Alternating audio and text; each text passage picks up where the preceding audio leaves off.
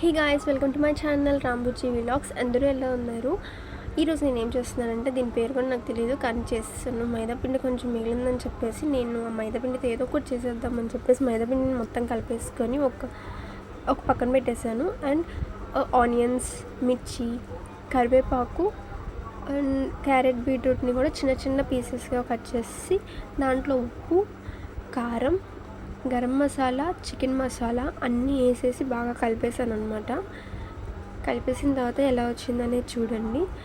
And దీన్ని నేను మైదాపిండి ఉంది కదా, మైదాపిండి రోల్స్ చేసేసుకొని ఒక చిన్న చపాతీలా చేసేసుకున్నాను. అది పక్కన పెట్టేసి మైదాపిండిలో కొంచెం వాటర్ వేసుకొని ఇలా కలిపేసుకోండి. ఎందుకో మీకు తర్వాత తెలుస్తుంది. ఇక చూడండి, ఇట్లా నేనైతే మిక్స్ చేశాను కదా, మిక్స్ చేసినవి అన్నీ దాంట్లో పెట్టేసి అండ్ వీటికి అటాచ్ చేయడం కోసం నేను ఆ మైదాపిండిలో వాటర్ వేసి కలిపేసాను. అది చూడండి ఎలా ప్రిపేర్ చేస్తున్నాను. అట్లానే మీరు కూడా ప్రిపేర్ చేసి నేను ఎలా ప్రిపేర్ చేశానో అట్లానే చేయండి. ఇది ఎలా వచ్చిందో మీరు చూడండి. ఒక చిన్న పిల్లోలా కనిపిస్తుంది కదా, సేమ్ ఇట్లనే ప్రిపేర్ చేసేసుకోండి అన్నీ. చూడండి అట్లా ప్రిపేర్ చేసుకున్నాను. అండ్ దీంట్లో ఆయిల్ని హీట్ చేసేసుకొని దాంట్లో ఒకటి అని చెప్పేసి నిదానంగా అన్నీ అటు ఇటుగా బాయిల్ చేయగానే ఇవి కొంచెం ఉబ్బుతాయి. చూడండి ఎంత మంచిగా కాలినాయో. మిగిలిన పిండితో నేను పూరీలు కూడా చేస్తాను.